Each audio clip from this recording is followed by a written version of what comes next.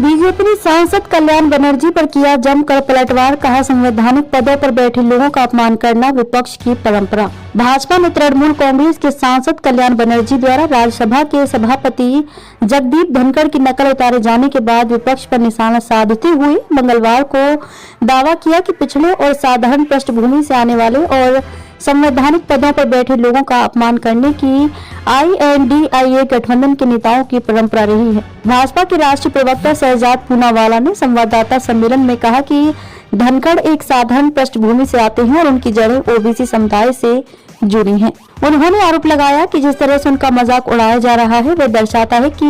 विपक्षी गठबंधन के नेताओं के मन में संविधान और संसदीय मानदंडों के प्रति सम्मान नहीं के बराबर है और वे हमेशा टकराव व्यवधान के पक्ष में खड़े रहते हैं। पूनावाला ने कहा कि लोकसभा में कांग्रेस के नेता अधीर रंजन चौधरी ने एक बार राष्ट्रपति द्रौपदी मुर्मू को राष्ट्रपत्नी कहकर उनका अपमान किया था। उन्होंने कहा कि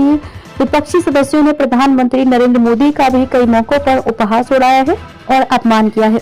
जबकि वह भी OBC समुदाय से और एक विनम्र पृष्ठभूमि से हैं। उन्होंने आरोप लगाया कि विपक्षी नेता संसद को बंधक बना रहे हैं और देश के बजाय अपने और अपनी पार्टियों के हितों को प्राथमिकता दे रहे हैं। इस दौरान भाजपा प्रवक्ता ने भारतीय अर्थव्यवस्था पर अंतर्राष्ट्रीय मुद्रा कोष की एक रिपोर्ट का हवाला देते हुए कहा कि वैश्विक एजेंसियों ने भी लोगों के बार-बार समर्थन के बाद मोदी की गारंटी पर अपनी मुहर लगा दी है।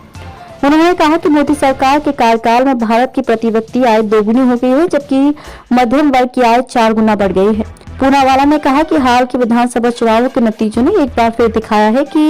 लोगों ने भ्रष्टाचार, कमीशनखोरी, वंशवाद और निजी महत्वाकांक्षाओं की विपक्ष की गारंटी को खारिज कर दिया है और भारत को विकसित बनाने के मोदी के दृष्टिकोण और मिशन का समर्थन किया है।